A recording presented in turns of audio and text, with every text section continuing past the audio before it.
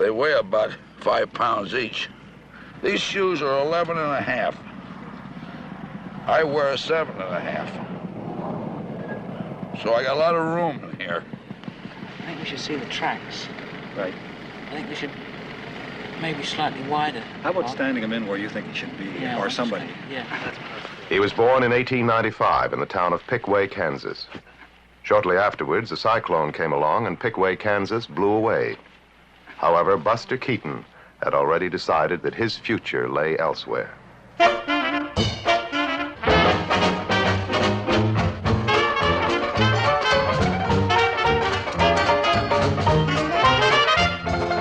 Turn them over anytime you're ready.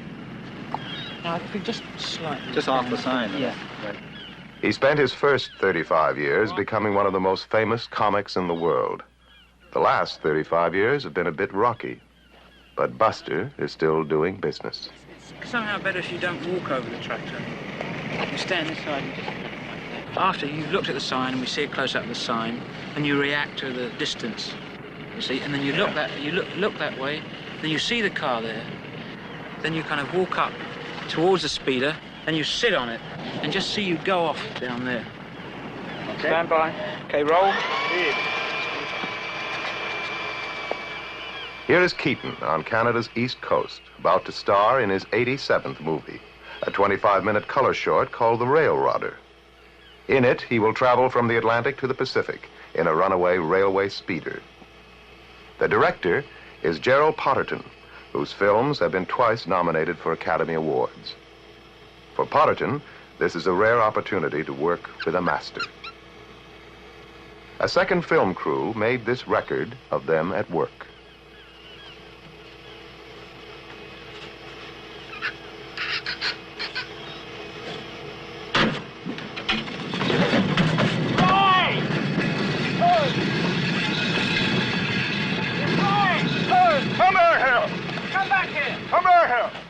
As I go over the sideline, he should raise. He should raise up, yeah, right. He wouldn't even bother to chase you. Well, there's no use. No point, no. I don't want to ask him to act. No, that's not. Could take his head off and just throw it. Oh, no. He wouldn't do that, Oh, though, well, would he? no, I mean, not only that, you're asking him to act when he does that, Yeah, see? yeah. That's when you're in trouble. Yeah.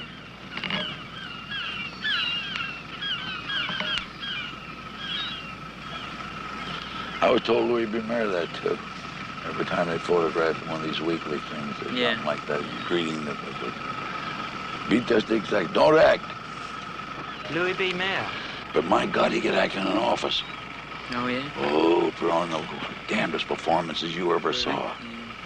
What sort of... Hysterical, cry, moan, Banging a desktop? heartbroken, a beaten down old man. And especially for the women.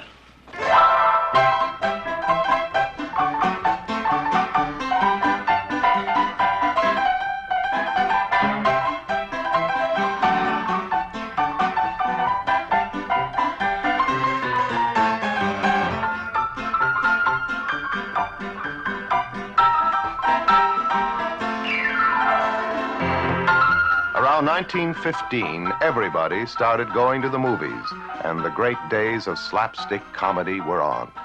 There was Larry Seaman and Ben Turpin. There was Harry Langdon and lovely Mabel Normand. The greatest of them all was Charlie Chaplin, and next to Chaplin was the man in the horn-rimmed glasses, Harold Lloyd.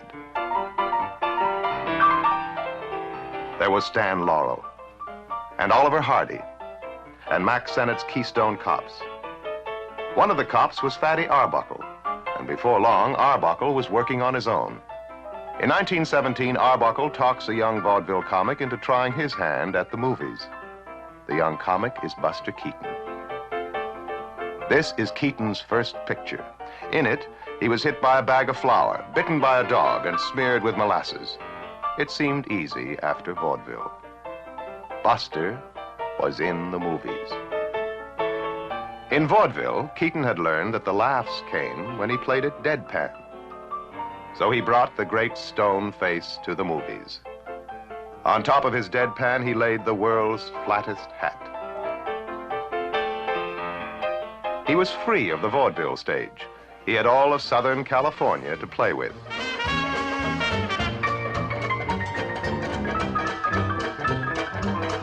He had all the props and all the space he could use.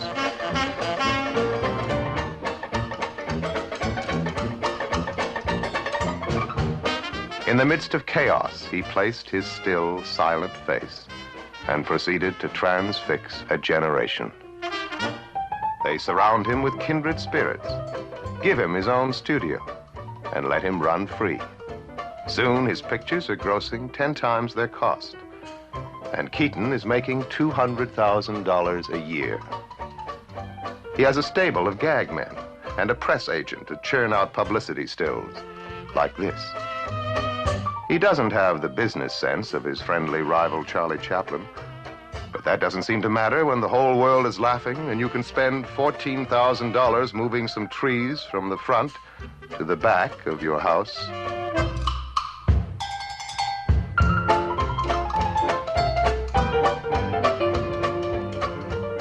At parties, Douglas Fairbanks swings from a trestle above his swimming pool. He plays baseball with Tom Mix, trades insults with Sam Goldwyn over bridge, and executes elaborate practical jokes on Adolf Zucker. There are 3 cars, 6 servants, 2 children. He is married to one of the rich and famous Talmadge sisters. It is 1927, and Keaton is riding high.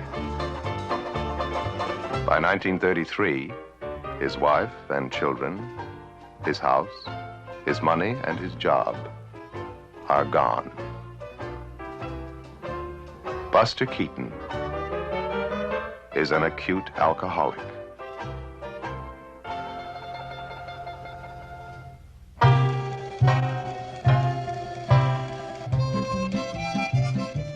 Today, he can again make films in pantomime. But when the talkies first arrived, you were expected to talk. And when Buster talked, it seemed to destroy his intensely silent style. Any chance he had was wrecked by bad scripts and mass production methods. By then, there was trouble with women and a bottle of whiskey a day. Somehow, Keaton hung on in the movies and picked himself up.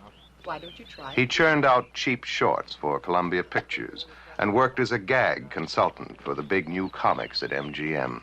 Hold it a second, Buster. We're just going to boost you up a bit.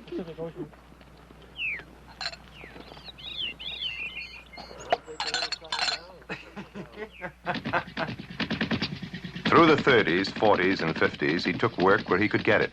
In European circuses, bad Mexican movies, Canadian burlesque houses. Then the air conditioning in a storage vault broke down, and the negatives to some of his greatest films were destroyed. But the great talent was still working, and he's again traveling first class. On this film, he has a private railway car, a chef, a steward, and a press agent. His drinking now consists of an occasional beer. His children and grandchildren are again part of his family, and he and his third wife, Eleanor, have been happily snapping away at each other for 25 years. Why is that first string so tinny? Should be raised in whole octave or something?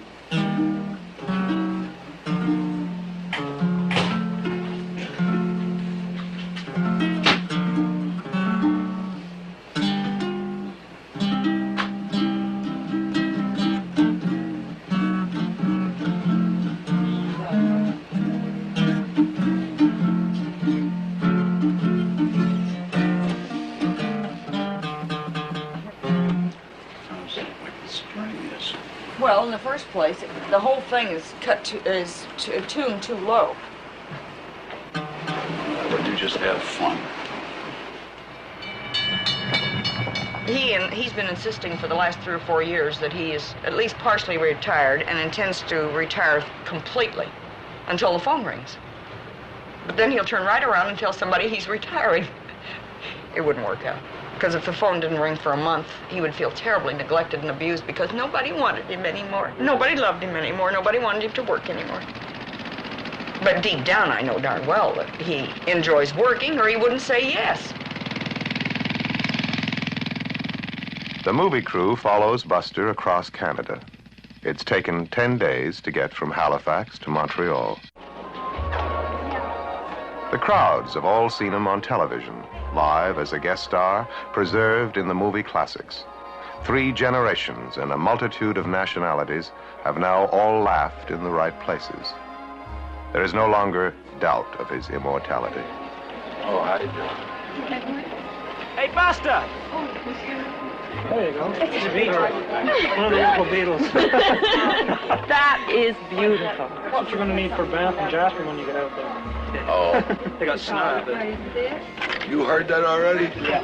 Mr. Keaton, may I have your autograph? Monsieur Keaton? Try this on for size. Oh, that's great. Oh, merci beaucoup.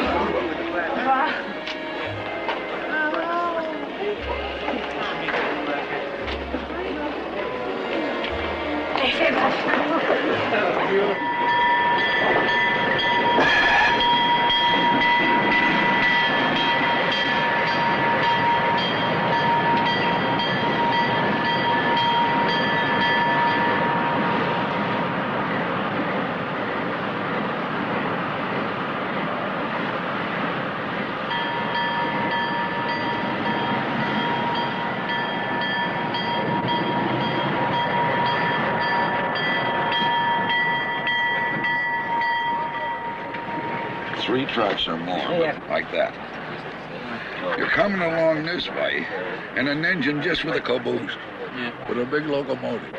Cameras behind you traveling with you. So that you got the thrill of that being on the same track with you, coming right at you. Right. And just about the time he reaches this switch is when you see him, and all you do is this. He goes onto that track, and you go to this one. See? Great. Back up 1 inch, gentlemen. It's great.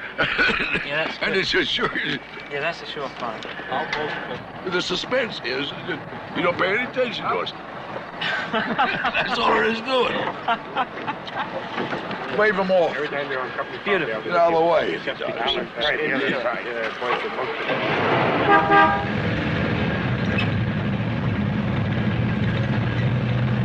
And I don't want you to worry about it.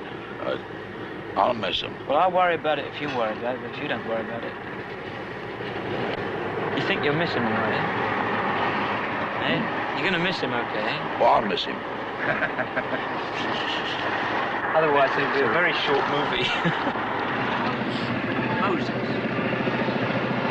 Perfect. Beautiful.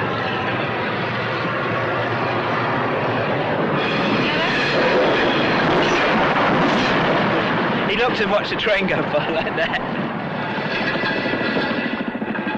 At the age of 4, he was in his family's roughhouse vaudeville act billed as the Human Mop. His father once picked him up and threw him at a heckler in the audience. The governor of New York once required him to strip naked and prove that he had no bruises. He spent 1 day of his life in school.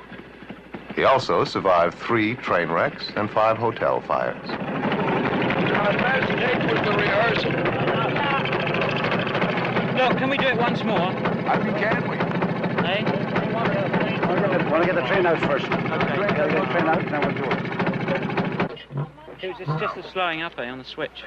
Well, yeah, the timing was off, and Buster had to slow up a bit. And I took my time starting out to give him a head start. I saw his puff of smoke go up, and I gave him what I thought was plenty of time, and I was still the God-blasted switch before he was. Well, he's also gauging his speed for you, too. Well, he shouldn't, because I can pick up faster than he can. Yeah, that's the thing. That's what I thought. Well, let's, I'll see what what's his name thinks. We'll back up about another 50 feet this time further, too.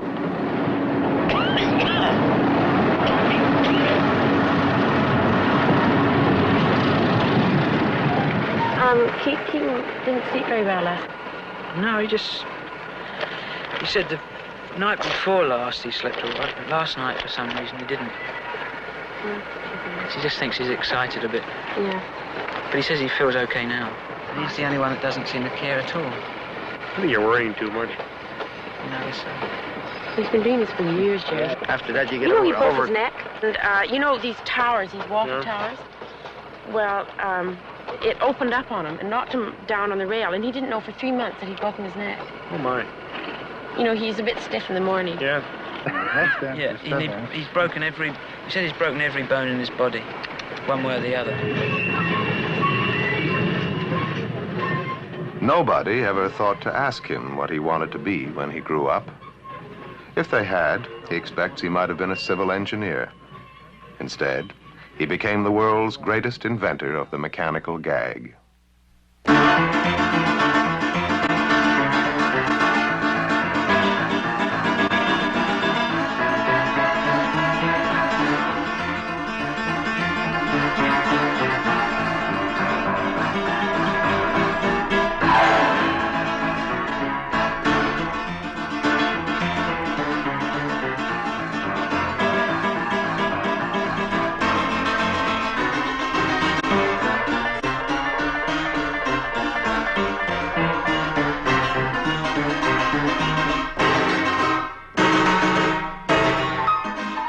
His films were based on a fatalistic struggle with the mechanical forces of the world.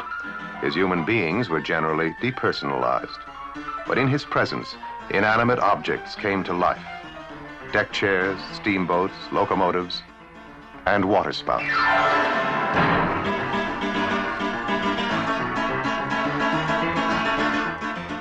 There were no doubles and no special effects.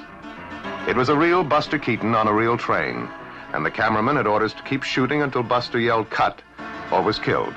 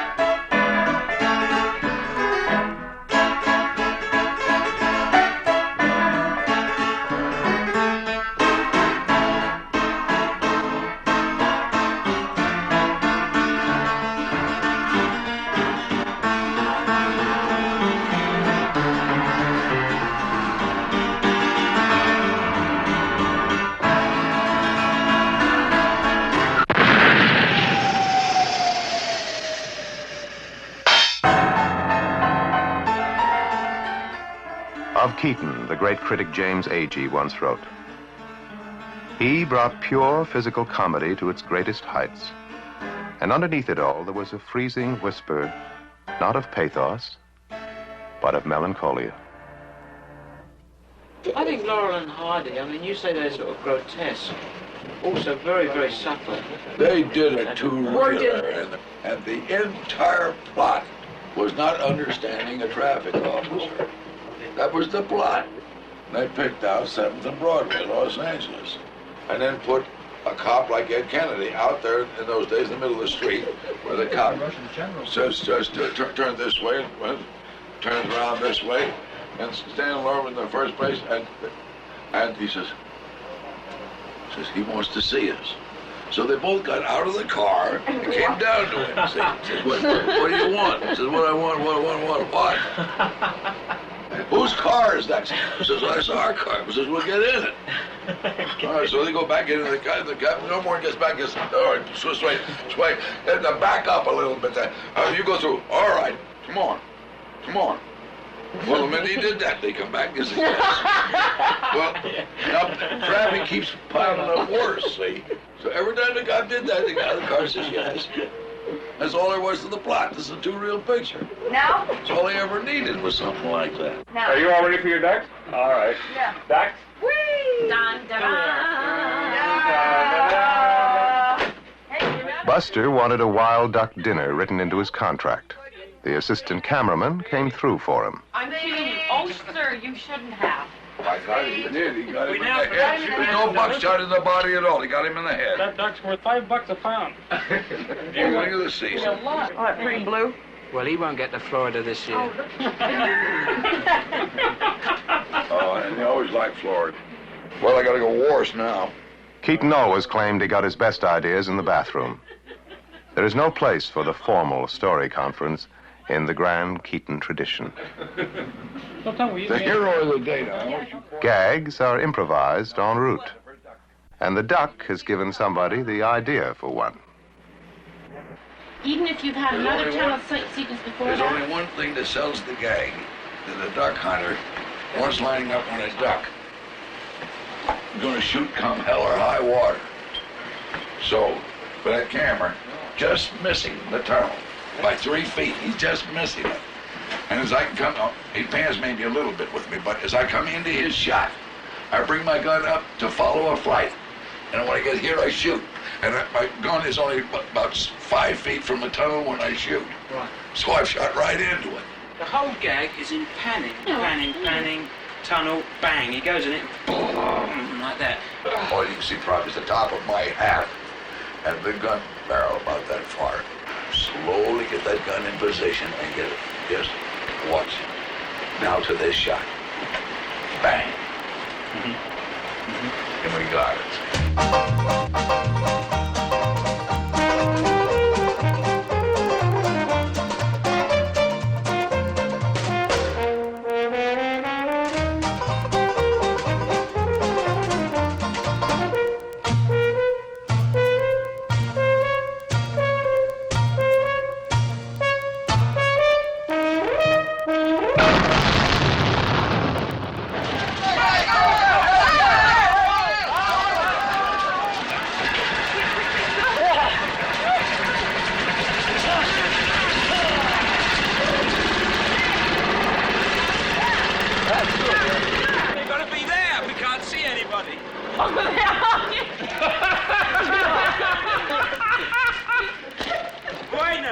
Bueno, but you've got to run up to here, see? No further. Gary. Boys, come on down towards me. Keaton has the ability to use anything that comes to hand. In this case, there is a railway tunnel and a somewhat baffled work gang. The bewilderment is caused largely by the fact that the workmen speak nothing but Italian. You come to this spot. Keaton specializes in sorting out confusion.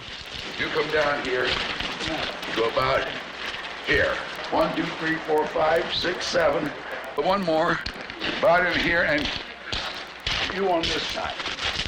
Yes, you. You see about where you are? No, I don't think you should pose them like that. I don't mean to pose them. I mean, I'm just giving them a general spot to run to. But they all run there and stand there like soldiers. Well, you're never going to do it any other way with them. If they come running out there, they'll bunch up on you if you just told them to run out. But if they hit approximately those spots, and one man is completely hidden. You want to try it once? I'll be the scooter on foot.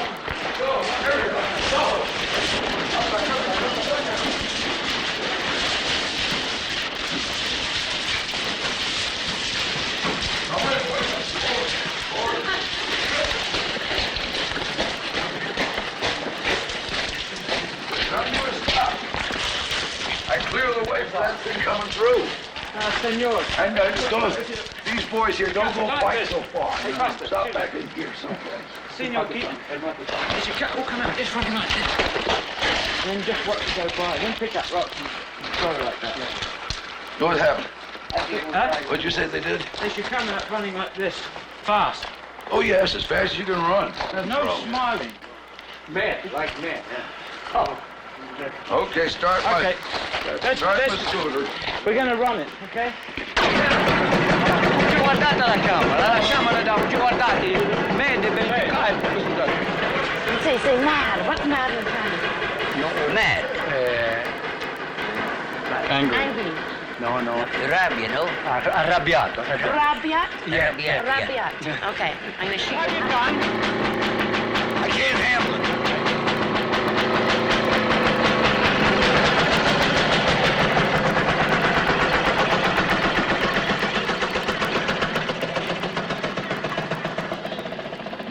Making movies on location is no bed of roses. The clouds blot out the sun. Trains come through the tunnel. The actors go the wrong way. The waiting is endless. Well, let's try it once this way anyway, and maybe it will have moved up by then anyway. Well, the first one will be screwed up anyway. Probably. Okay, stand by. Okay.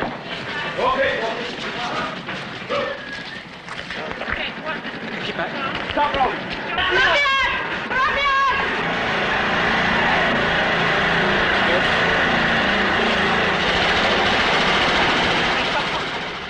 They have been working for 3 hours, trying to make 10 seconds of funny film. Don't forget tonight, a special show, When Comedy Was King, with Buster Keaton, Stan Laurel, Oliver Hardy, and many other 20 stars. 2 shows at 7 and 9 p.m.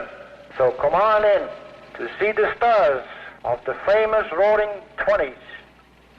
Welcome to the Town of Rivers. Mayor and council. council.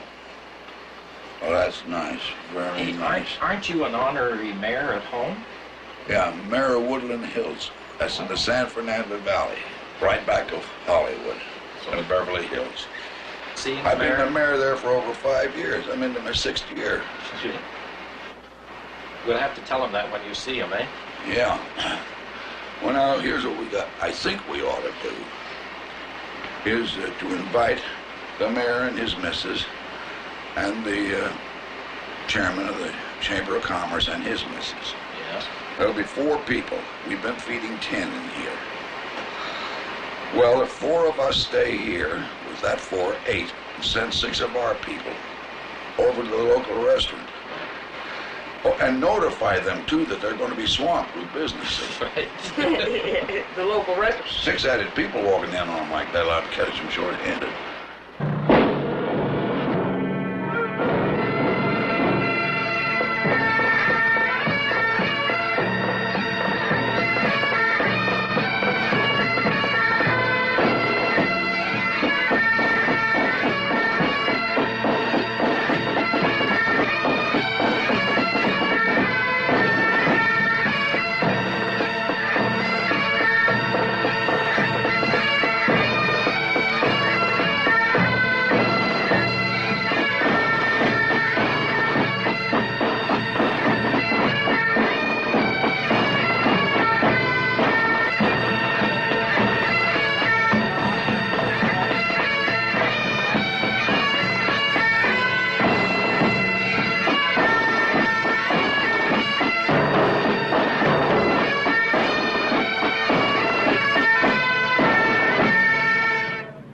Last place in the world I can find a band as good as this.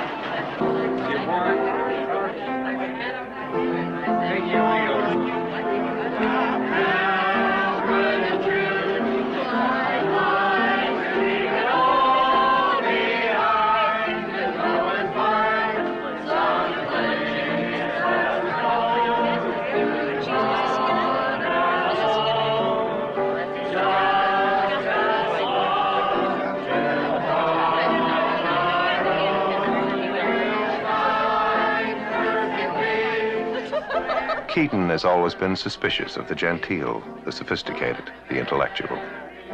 Learned critics can write of his profound humor. He takes pride in the fact that he can still score a direct hit with a custard pie at 27 feet.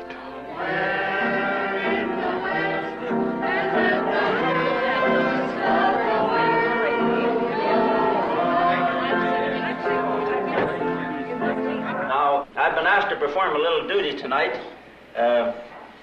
which is a great pleasure. and won't take too long. And so, on behalf of the Golden Boys of Manitoba, I would like to make a little presentation to our guest of honor here this evening. Now, Mr. Keaton, I want to make you a Manitoba voyageur. Whereas Buster Keaton has been a distinguished visitor and a traveler through the Keystone Province of Manitoba, the gateway to the west, and whereby in days gone by, this route has been followed by other men of distinction, enterprise and repute, voyageurs, traders, trappers, missionaries, pioneers, explorers, adventurers, and men of state. Therefore, the said Buster Keaton is hereby designated the title of Manitoba Voyageur, dated at Rivers, Manitoba, Canada, September the 26th, 1964.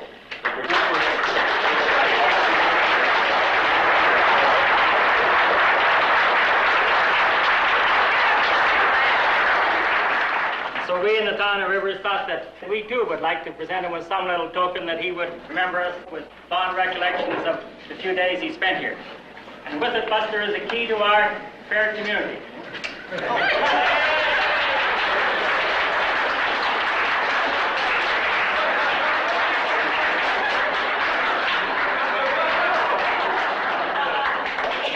However, we give it to you from the bottom of our hearts, and we wish you fond voyage, a good trip. And there's an old Scottish song that has one line in it, Buster. It says, "Will you know, come back again." Thanks a lot.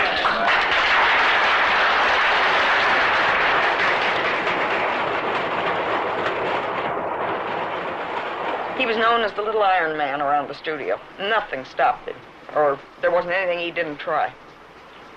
He slowed down and come around to the line of thinking that he can do other smaller type things or less dangerous things that can be almost as funny.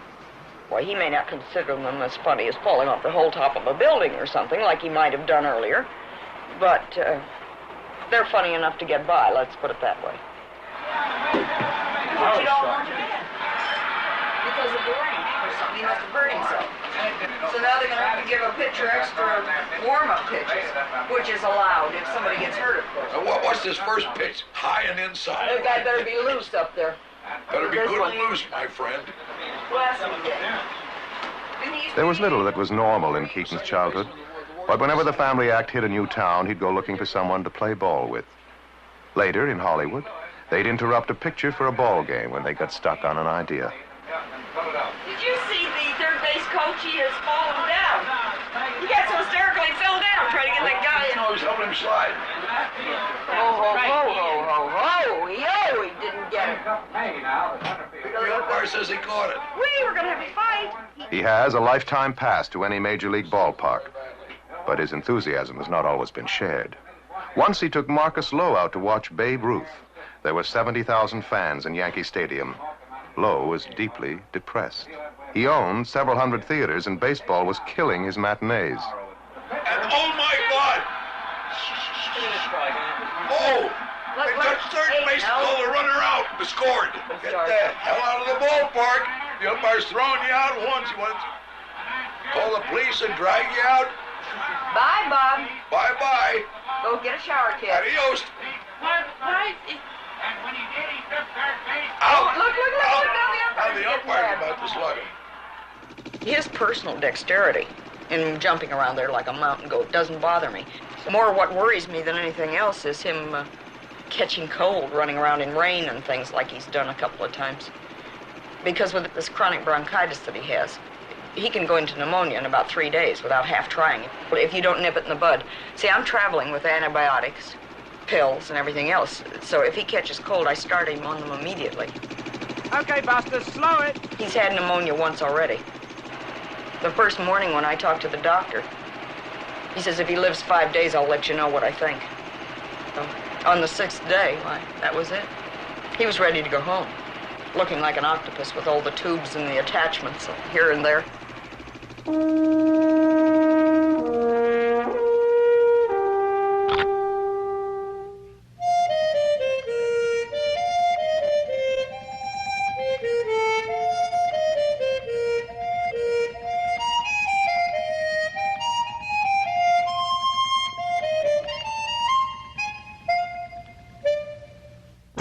Follower went right in the tunnel. He's very shy when he's in public around a lot of people that he doesn't know, strangers. He feels terribly trapped if he gets around people that mumble because he doesn't hear too well. I mean, I've known him to go through complete whole interviews. And when they leave, he says, I haven't heard half of what they said. I don't know why, but I've never been able to get him to say, look, speak up and tell the man or the woman or whatever it is that you can't hear them. This is no great detriment to your male virility or anything else. But he seems to be ashamed of it. And, of course, he hasn't heard properly since 1918. You'd think he'd be used to it by now. This is a condition he got in the First World War. We stopped doing impossible gags because we knew an audience wanted to believe our story. And if we did... There are people hired to keep a sharp eye on Keaton. When he begins to look trapped, they go to the rescue, and the conference is over.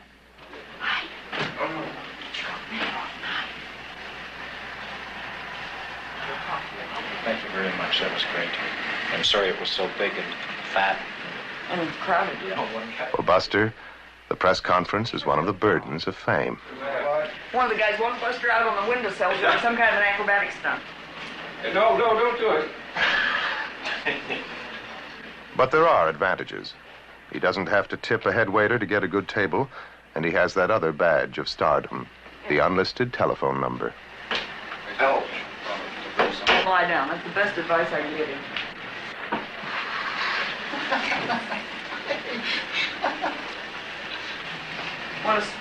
Want a spotlight so you'll photograph prettier? There. That'll bring out the sweat on his brow. I'm gonna sell her.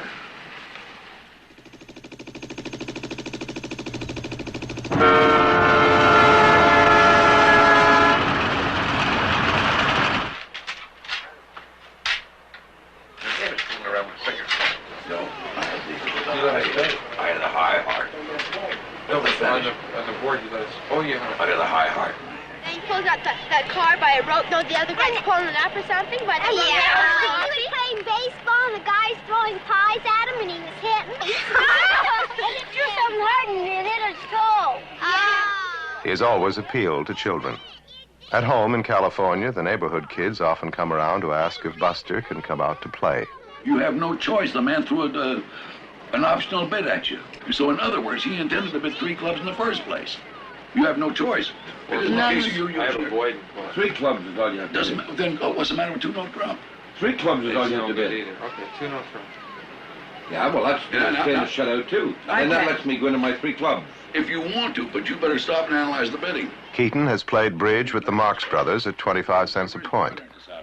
And at these stakes, thousands can be won or lost at a sitting. Original bidder. Yeah. Well, he's got something besides a heart in his hand. That's what I say. If we come back later, if we could have a chef. And yeah, he says yes. If we come back later. And this is later. Is it?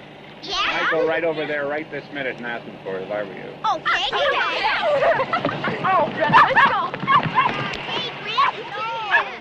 We'll do everything to keep him out of it, but he's going to try it. I lead to 3-0 then. Have you settled? Yes. Pass. Wait. What? Oh, I'll do it. Pass. 1 heart. Come on in. Well done. Give me Halloween. I got any special page? Under the K, please. Under the K, that's right, absolutely. We don't need anything on the tracks at all. No. Just get that wild little noise.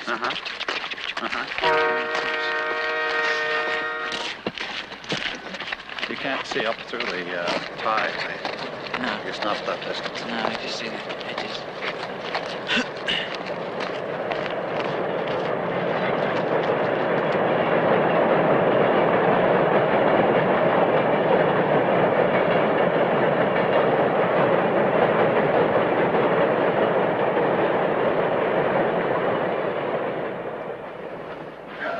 Beautiful trestle bridge. Each new gag must conform to Keaton's law. The situations can be wildly outlandish, but it must be possible that the events on the screen could happen in real life. Now, get out the map. Once I get it pretty well open and that wind catches it, it's going to wrap around me. So I cross that trestle, wrapped up in a paper, standing up in the car fighting the paper. I'll tell you the locales we find. Might be the funniest way to do it. But I'll tell you what we Well, have what do you think discovered. about that? Well, there's another thing come along.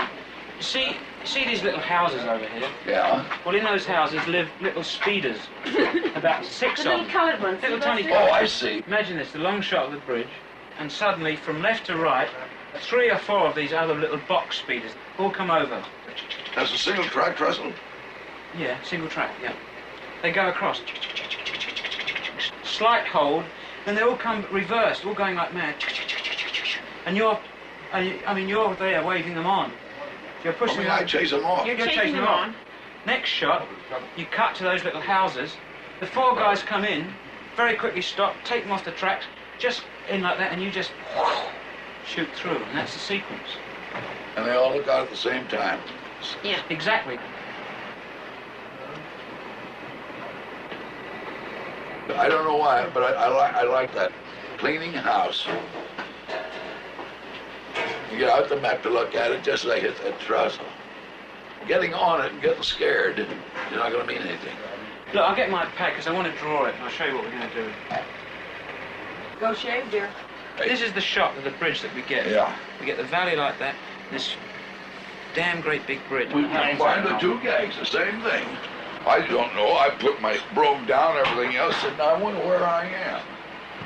Out with the map, and once I get it spread, I'm helpless. When I hear shot going across that trestle, it's all the funnier. I'm chasing them, but fighting a paper at the same time. Yeah. I'm still fighting paper, going fast, and 4 heads come out and look. That's all. You don't know you've chased them out yet. I don't know I've chased them out. I don't know I crossed a dangerous place either. And they don't feel like being run into, so it'll all work out. Guy going backwards. What's happening to that little man? Where's he going to?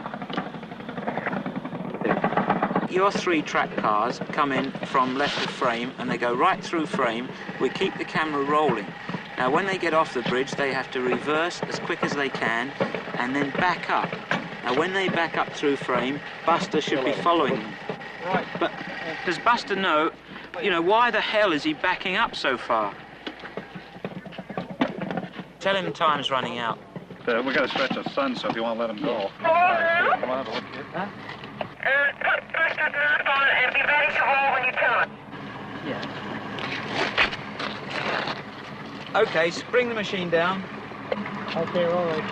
Okay, just take it right in because there's a train coming from the east. Okay, we're taking it right in.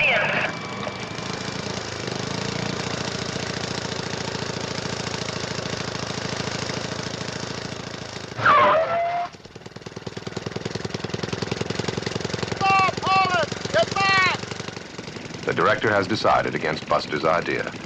Instead of being wrapped up in a map, Keaton crosses the bridge doing his laundry. Okay, cut.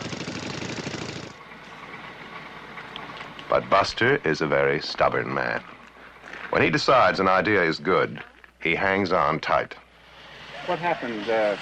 Didn't he tell you what he was going to do? No, I didn't know he shifted gags on me. What did you expect it was going to be? I thought I was going to be followed up with a map because I decided that last night.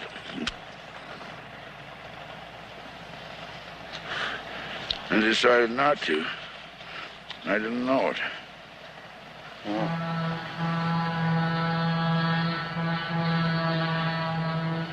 What makes it tough is that I can't match scenes. Because I didn't have it in my mind that way, so I don't know. If I went back now to protect this chase in close-ups, I wouldn't have the slightest idea what I was doing at the time I should be doing it. So I can't make scenes match.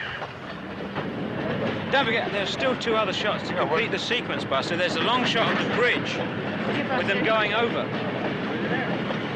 That's the whole center of the gag is that long shot of the bridge. No, the bridge is not your gag. The bridge is only suspense. A thrill. There's no gag to the bridge at all. There'll be a goddamn thing. It's only a dangerous place to be when there might be a collision. That's the only thing that's funny.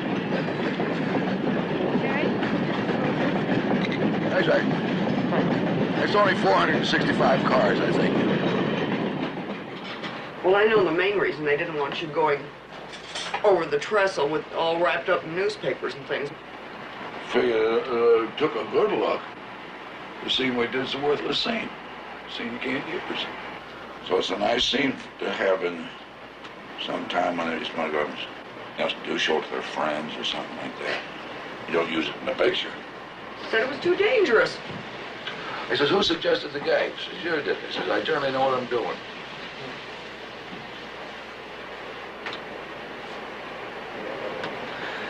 That is not dangerous. That's child's play, for the love of Mike. Don't tell me about it.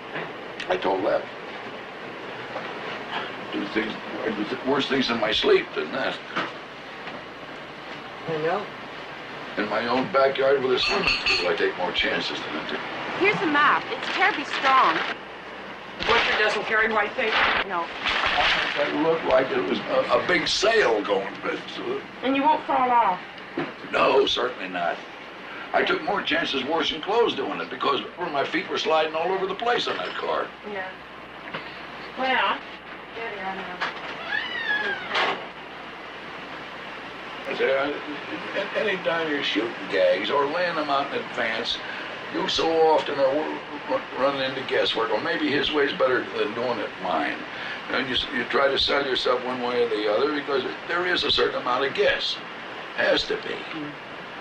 But every now and then, ain't no guesswork. This is one of them. And so, as has happened fairly often in the past 60-odd years, it is decided to do it Buster's way.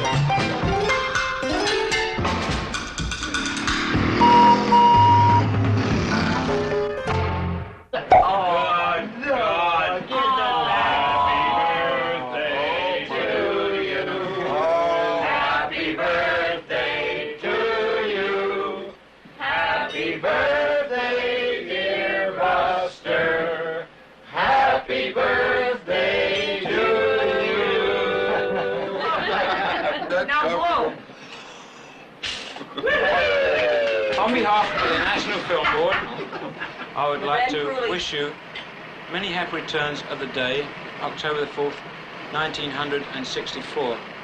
Also, the Queen sends her regards. Yes.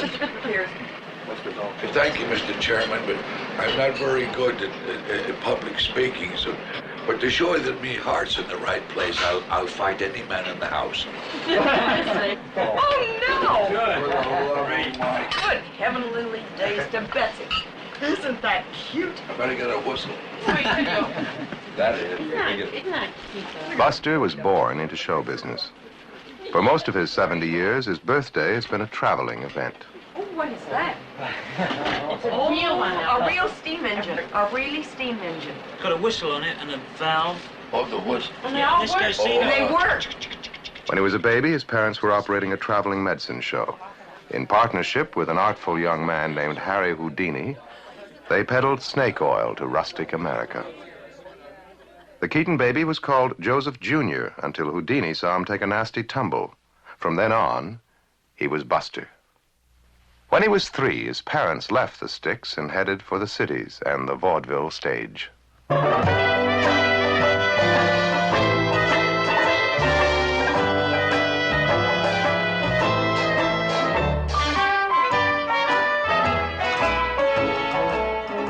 2-a-day vaudeville was the national pastime. One historian called it a dig in the nation's ribs. It was rude, rough, sunny, and naive.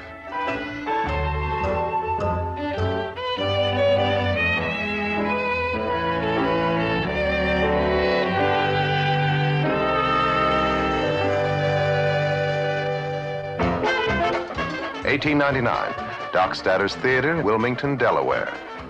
Buster Keaton, age 4, joins his parents' act for a children's matinee. The adults laugh as hard as the kids. Buster promises to sleep late in the mornings and is allowed to stay in show business. It is an Irish knockabout act, the roughest of its kind. It consists largely of Buster being punched, trampled, and thrown at the scenery. His father's right arm is twice as strong as his left from throwing Buster around. His mother is billed as the only lady saxophone player in America.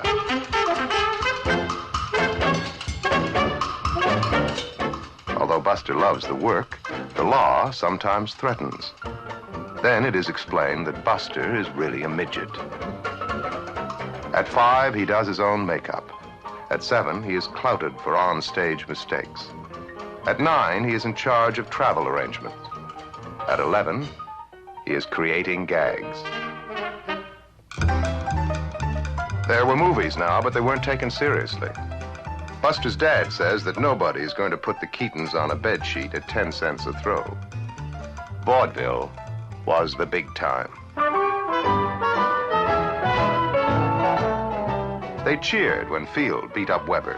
They were wild for the Canadian Eva Tanguay, who by her own admission had neither talent nor looks, but who made $2 million anyway.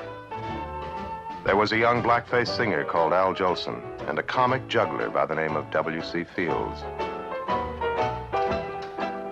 The great Bill Bojangles Robinson taught Buster the soft shoe and the tap. And Harry Houdini, who had given Buster his name, had gone on from the medicine show to become the biggest vaudeville draw of all time. The Keaton act would lay off while Mother had a baby.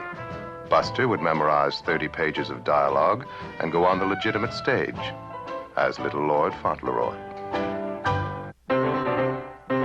For a while, the act grew with the family. But by 1916, it was breaking up. They had offended the powerful Martin Beck and were taken off the big-time circuit. Anyway, Mother Keaton preferred playing pinochle.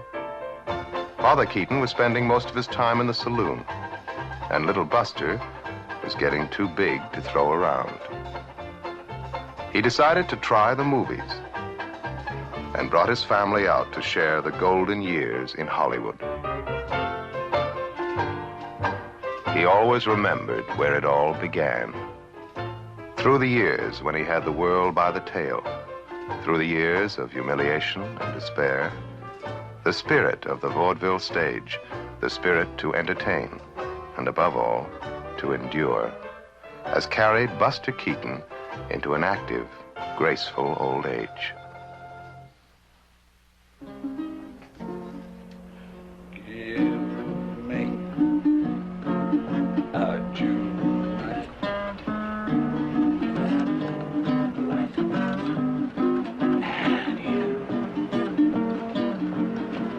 In my arms, and on your charms, these stars above, and we'll make love.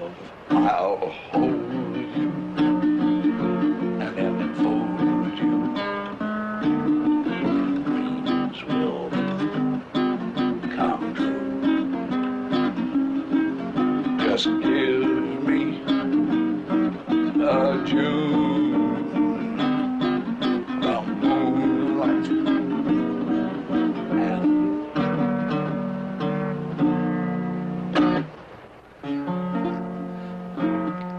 come on, you rounders, and gather you near. Story I'm going to tell you about a brave engineer. Casey Jones was the gentleman's name, and on a 6-8 wheeler, boy, he won his fame. Rode out the station with a big heavy train, kept on going till he struck the main. Switchmen knew by the engine's moan that the man at the throttle was Casey Jones. Casey wasn't going at a terrible pace when 444 stared him right in the face. Turned to the fireman and said, boy, you better jump, cause 2 locomotives are going to. Casey said just before he died, there's 2 more roads I would like to ride. Fireman said, what can they be? It's the Southern Pacific and the Santa Fe. Miss Casey got the wire that Casey was dead. All the children cried so hard they wouldn't go to their bed. Mammy says, children, stop your crying, 'cause you got another papa on the Salt Lake line. Casey Jones, you got another papa. Casey Jones, he's on the Salt Lake line. Casey Jones, got another papa on the Salt Lake line.